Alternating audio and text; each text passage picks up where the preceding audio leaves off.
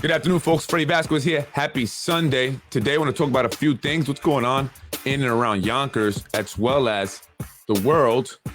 We're expecting some pretty rough weather. Let's talk about that. Join me.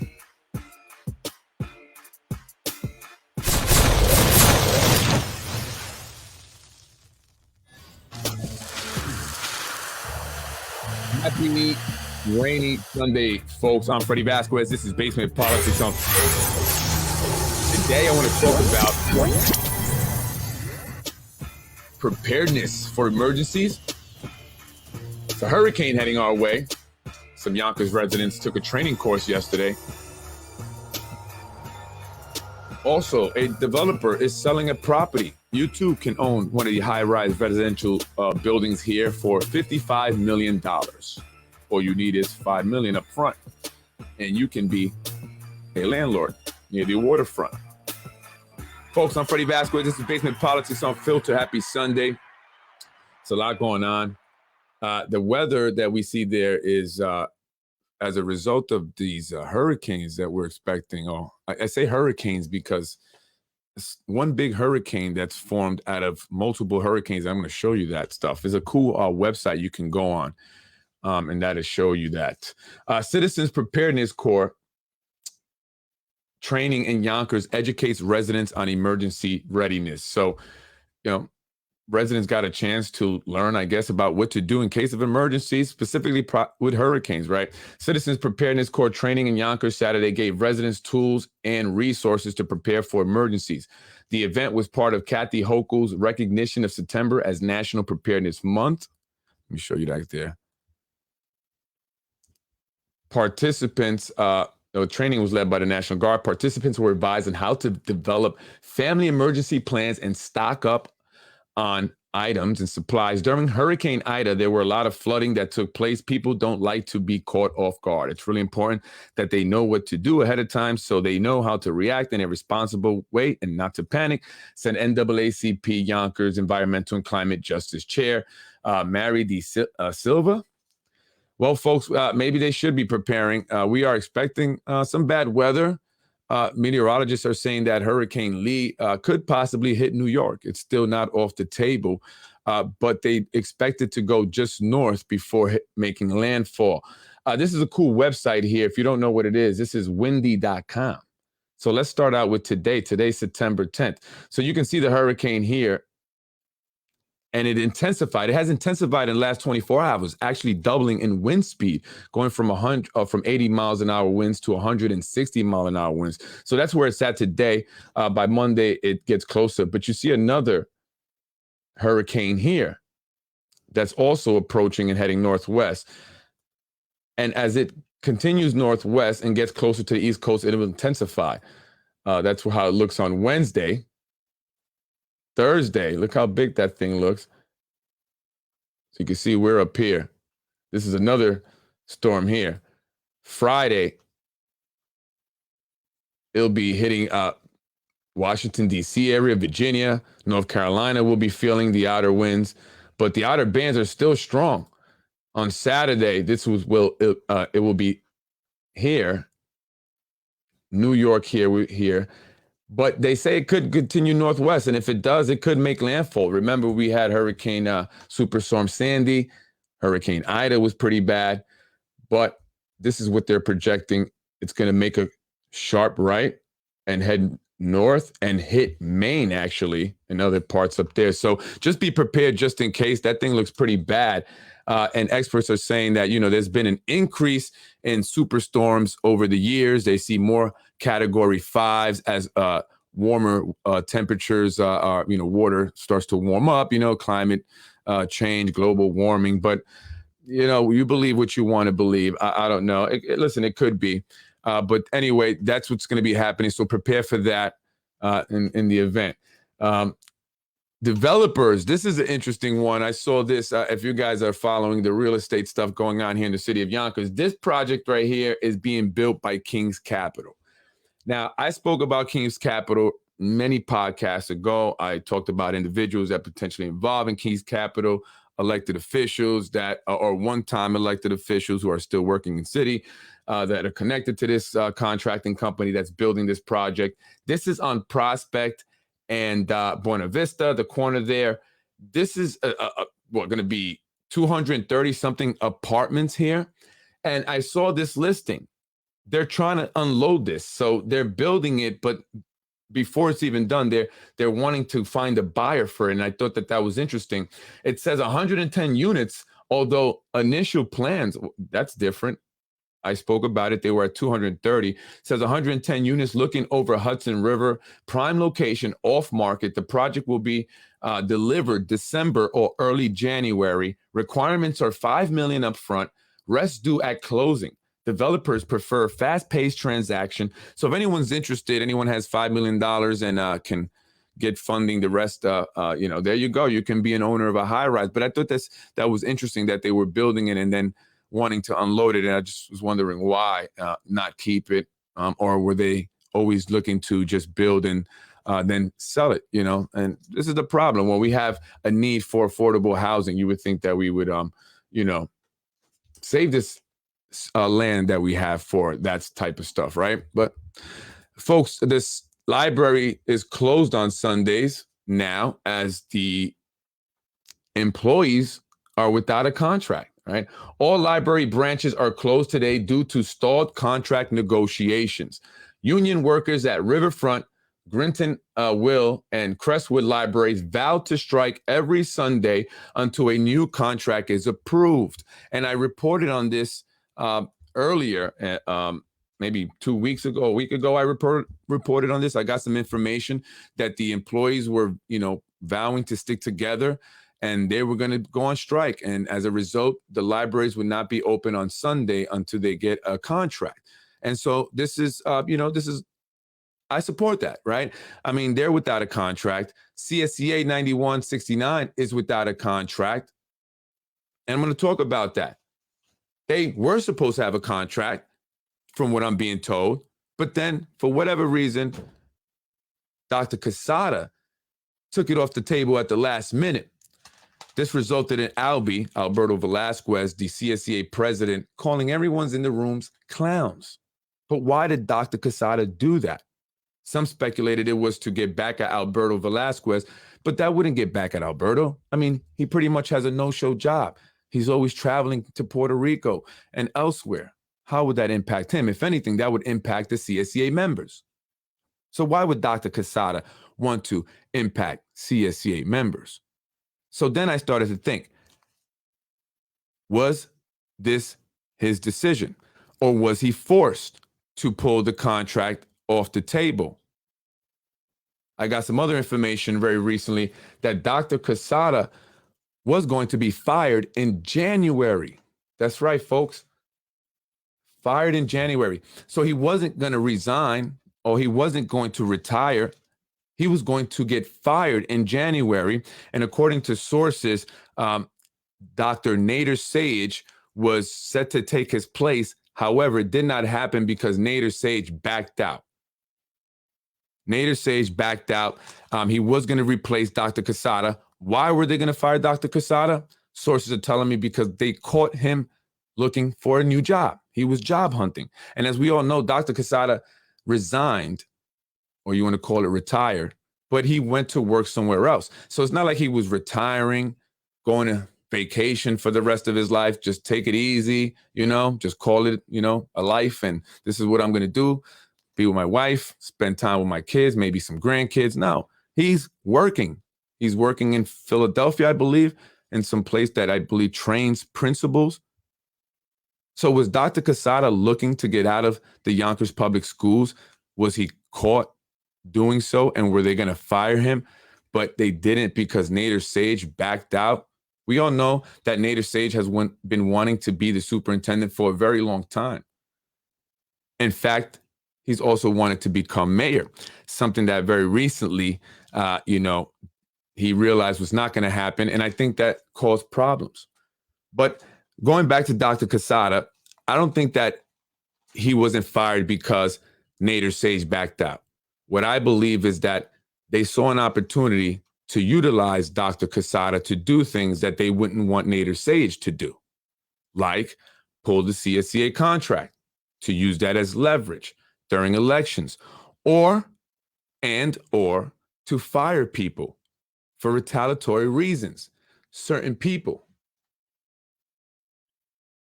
from the Yonkers public schools that they wouldn't want Nader Sage to actually do. Because if he did, it would be deemed as personal. And so they wanted Dr. Quesada to do this. And they said, if you do these things, we will let you resign. Because if we fire you, it's going to look bad for any future employment. And that was the deal. That's what I believe. And then they got Dr. Rodriguez, who I hear from a lot of people is a very good guy. I hear nothing but nice things about him. Have not heard anything negative. But I believe that Nader Sage is set to replace Dr. Rodriguez at some point, because that's a way of making Nader happy for not becoming mayor. Nader Sage and the Arabic community, the Jordanian community specifically, had high hopes for Nader. They were hoping he would be the next mayor of the city of Yonkers after Mike Spano moved on. But then they found out that Mike Spano was going to be running for a fourth term. And that didn't rub many in the Jordanian community the right way. And so I believe that that caused the split in the churches within the Jordanian community. Those who supported Nader, who was now angry at the administration, stayed at the church. Those who supported Spano, people like Dr. Rabadi, went and purchased a new church up at the top of Lockwood. They support the administration, and Dr. Rabadi has many reasons to do so. And so this divide is bad for politics. It's bad for votes. It's bad because it divides a demographic, a voter bloc that's very powerful, very influential, has a lot of money, and has helped many elected officials continue their political careers. So I believe that Nader Sage was then offered this as a consolation, as a, here you go. I'm sorry you're not becoming the mayor, but we need to, do right by you. We want to make it up, right? Because there's a person in the middle here who's at neither churches. He doesn't go to Dr. Rabadi's nor to the church that Nader Sage attends, but he's very involved politically. He's very influential in politics, and he has a lot of influence within the leaders of the Jordanian community, Nader Sage and Dr. Rabadi being two of them, right? He facilitates a lot of things for these individuals. And so I think that they were going to fire Dr. Quesada in order to give Nader Sage the position, but he didn't want it because they wanted to do certain things first, right? And let Quesada be the one to have done this. And so that's what I believe happened. And that's why I believe there was that split in that community. And so I just want to put that information out there so the people of the city of Yonkers know exactly what's going on here. I wonder if that violates the Taylor law. You're referring to the contract issue over there at the library. I don't know. I have to look into that, right? And so Dr. Nader Sage will be the next superintendent at some point. And I believe that because you have to see what they post on the Yonkers Voice. So I watch everything, and I watch people send me things. So this is from the Yonkers Voice. I think we need somewhat new blood. We need some new blood, someone with a PhD, with a successful track record of turning around failing schools. And then Ruros, of course, recommends Assemblyman Nader Sage. That was very recently. And so I wondered when I was given that information, why didn't Nader Sage take the job when they were going to fire Dr. Quesada? And then I said, they want him to do the dirty work before he leaves. That's what it was. So to the people out there who reached out to me, who were wondering, and thank you for the information. I appreciate that. And yes, we do need a new superintendent. I don't know if Dr. Rodriguez wants to stay in the position. In his interview with News 12, he said that he didn't even intend on being with the school district 9 years, but here he is and going on his 10th year. Now he's the superintendent. So I don't know if he wants the position. It's a position that probably a lot of people don't want because of what comes with it. And I believe that that's why Dr. Casada was looking for a new job. There's just so much that comes with that position. And while it's a high paying position, $274,000 a year, sometimes money isn't worth it. As they say, all money isn't good money, right? And sometimes you have to leave it on the table. And so that's what I believe happened there. I believe Casada was trying to get out. And they said, we're going to fire this guy. But wait, maybe we don't need to fire him if you do this stuff for us. And that's what he was doing, because he tried to fire certain people, or certain people tried to fire certain people out of retaliatory reasons. And some people, according to sources, have been fired because of retaliatory reasons. And maybe they used him to do that so Nader Sage wouldn't look like the bad guy when they eventually make him the superintendent of the city of Yonkers, in order to make him happy for not becoming the next mayor of the city of Yonkers. Folks, that's what I believe. Anthony Moranti is running against Mike Spano. If you don't already know, Anthony Moranti is the Republican challenger for mayor. He's been out and about. And I'm not sure who's his campaign consulting company, but I know he's not getting a lot of support from the Republican Party, right? There's been no support for him. There's been no support for Jose Diaz, for county legislator, who's running against Jose Alvarado. I mean, you know, I have my opinions there. For that race, I always tell people, look at Jose Diaz, check him out. He's a guy that really wants to do things in the community. He wants to make change, and he's going to be present. We don't see the current county legislator out there in the community. We don't. And many people have complained about this. But they're not getting any support from the Republican Party. Why not? Why are they not getting any support from the Republican Party? All right. Maybe they should hire Aces Consulting. Folks, there's a new consulting company, campaign consulting company, called Aces Consulting LLC. I'm sorry, that's not the one. Here it is. Aces Consulting and Communications LLC. This company was filed and incorporated by Frank Jarris, the son of Zahi Jarris, the political operative that I have mentioned many times on my show, the guy that's suing me for $1 million. This guy, he has a great luck. I mean, Zahi Jarris, right? The guy, can do time and come back and bounce back better than anybody else can. So they start this new consulting company, campaign consulting company, July 31st of this year. I guess they want to get away from the Precision Strategies name. I don't know. I guess Frank Jarris is going off on his own. I don't know. But they say Aces Consulting and Communications. What does that mean? And Communications. Well, they utilize their, Yonkers Newswire and Yonkers Voice to communicate, whatever it is that they want. If you pay them, that comes with it. You get promoted on these pages, and they will then also attack anyone that opposes you, right? So that's what they're going to be doing. But they're doing pretty good. And since Zahi Jarris likes to send people to my home, and they like to post my address on their communications pages, let's take a look at this man's home. A beautiful home. Like I said, this man bounces back like no one else.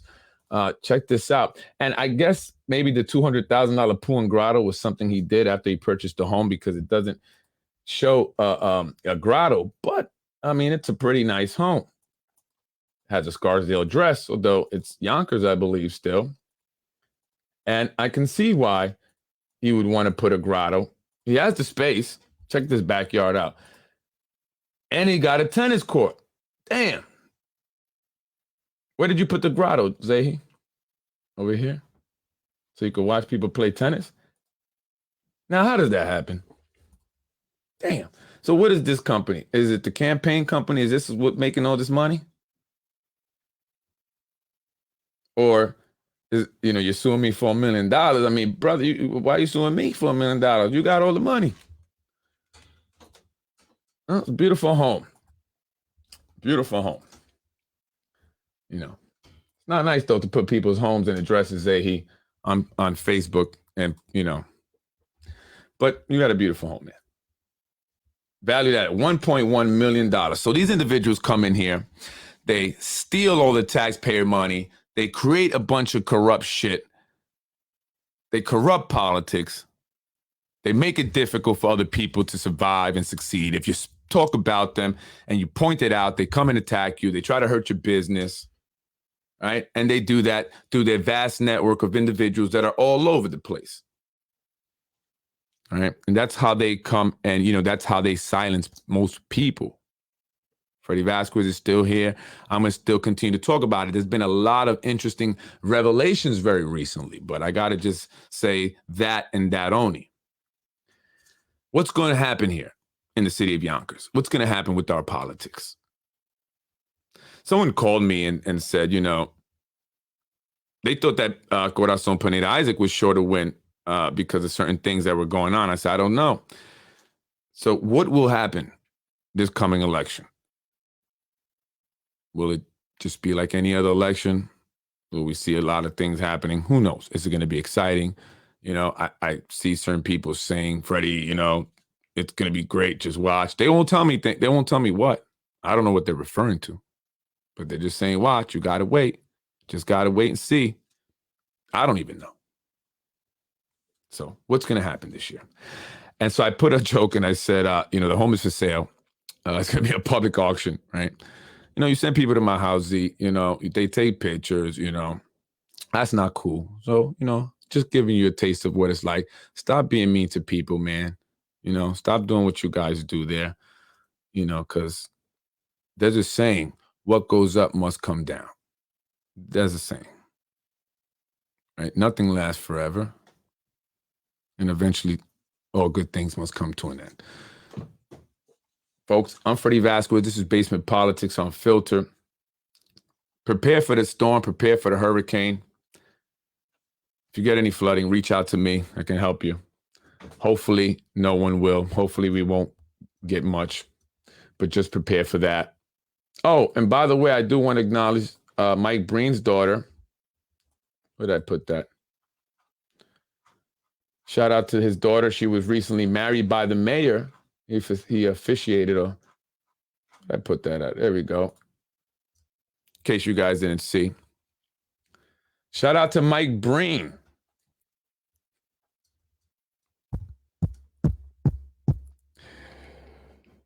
Shout out to Mike Breen. Congratulations. Congratulations. Congratulations. Katie, congratulations to you. I mean that. I wish you guys the best. There's the mayor. There's the family. Hope everything, goes well, and I'm sure it will for you guys. But yeah, yeah. I mean, sorry I can't be all the way clear with you guys, but some interesting things anyway. But I'm Freddie Vasquez, Basement Politics Unfiltered. Best of luck to all of you folks out there. Make sure you get involved. Make sure you know what's going on. There's a lot of things going on here in the city of Yonkers that you should know about, that you should speak up on. Don't be afraid. Right? Let's see how this year goes. Maybe I'll start to rally. Maybe if I go out there with signs, will you guys join me? Will you support me? Because we need change in a lot of places. We do. We need a lot of improvements. Shout out to the Braves and the Force. They had their first game yesterday. Also, the two, football teams that we have here in the city of Yonkers. Whoop-de-whoop-de. Shout out to you guys. I mean, I can't be impressed too much. But shout out to you guys, just saying. It's a shame, What else is going on? Yeah, that's pretty much it, I'm Freddie Vasquez. We definitely got to be involved. We definitely got to know what's going on. Thank you to the woman that saw me at the bus stop there as I waited for a child. She said, "You're Freddie Vasquez." I said, "Yeah." She said, "Keep doing the good work." Thank you. This is why I do it, man. This is why I do it. And I'm sorry, sometimes I'm vague. There's so much right now in my heart that I just want to say, but I can't. But I'm sorry that I'm vague, but sometimes, I have to be, It's like when I can't give my wife a gift and surprise her a lot of times because I'm just dying to give her a gift. I've always been that way. I just want to see her. Yeah, I just want to see you. But sometimes you have to wait. But thank you so much. I appreciate that fact that you say that to me because that's what keeps me going. That lets me know that there's people out there and a diverse group of people, right? Very diverse group of people that have come up to me that have said, "You're Freddie Vasquez. Keep up the good work. I appreciate what you're doing. Thank you." very diverse groups. There's a couple times when people didn't want to give me their name. I thought it was funny, but shout out to you folks for watching and supporting. I'm going to continue to do this. Please continue to give me the information. politicwithfred@gmail.com. That's politicwithfred at gmail.com. I'm going to have another individual coming on for an interview. I don't want to mention any names. I've learned that if I put these things out there, somehow the interview always goes left. It never happens, right? And I don't know if these people just reach out to me to use me for leverage, but somehow they don't end up on my podcast and they'll end up on Yonkers Voice. So I'm not going to say anything, or they'll stop them from even coming on. So I'm not going to say anything, but I will be having an interview, coming up, someone coming on. Things going to be interesting. You guys need to watch that again. Make sure you're involved. Know what's going on. Know who's running. If you're in Yonkers, know who's running for your council district. There are some elections this year. District 3 is up this year. Also, on the county side, you have District 16. That's Shanae William and Debbie Kozak. Oh, that's another thing. People are telling me, Freddie, Shanae's going around like she already won the race. She's already pretty much saying she's got it in the bag. It's a done deal. And you know what? I believe her. You know why? Not because I don't think Debbie could win, not because of anything, that Debbie's done wrong or anything with Debbie, but everything to do with who Shanae has behind her, right? There's a reason why you get a house that's worth over $1 million, right? And what is your real occupation, right? So that's how they do this. The Board of Elections is not, the most clean place. And that affects all the people in Westchester County, right? And I hope that, Dan Brenda gets in there, right, and shakes things up. You have to check out the Board of Election, Dan Brenda. And again, I would love to have you on my show. And I don't know if I'm saying your last name right. You're running against Vidad Gashi. Please have your team reach out to me at politicwithfred@gmail.com. I would love to have you on. I definitely would, because, you are a change. You are the change that maybe the county needs. And again, they need to shake up that Board of Election. That's all I got to say, right? And maybe it will be. So, folks, get involved, know what's going on, know who's running in District 17 also. You have Jose Diaz, Jose Alvarado. That's Nodine Hill, Park Hill. I'm not sure what else. I'm sorry. Pardon me. Maybe Getty Square area. We need a lot of, not all. I think that's District 16, Getty Square, but some parts of it. But just get to know what districts you're in on the city and on the county side, and who are your representatives, and what kind of job they've done, and when are they up for re-election? Because you have to come out and vote. Otherwise, Shanae's going to be guaranteed to win. That's why. Because they know. They already know a set number of people are going to come out. They count these votes, right? It's like counting cards when you're playing cards, right? They know.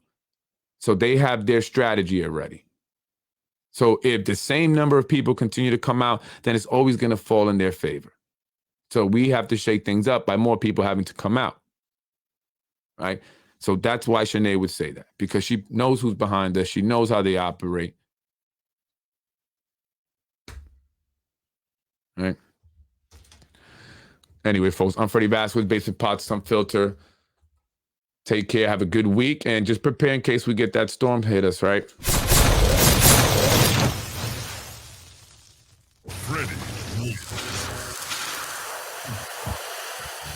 This is Basic Politics Unfiltered.